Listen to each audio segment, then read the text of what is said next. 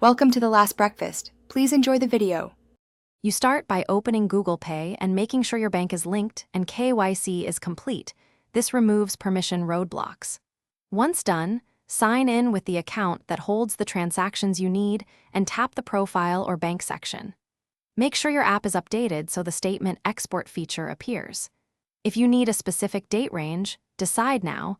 That choice determines which view to use. Now navigate to the Payments or Bank Account area to find transaction history.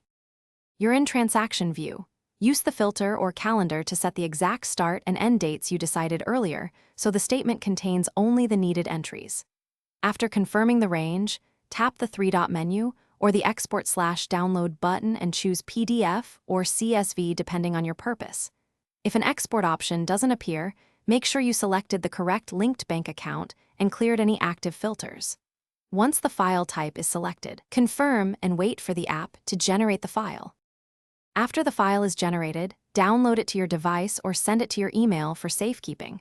Open it immediately to verify the date range, opening and closing balances, and transaction totals. If you spot missing entries, first resync the bank link in Google Pay and try exporting again. If problems persist, contact your bank's support because some institutions control statement generation.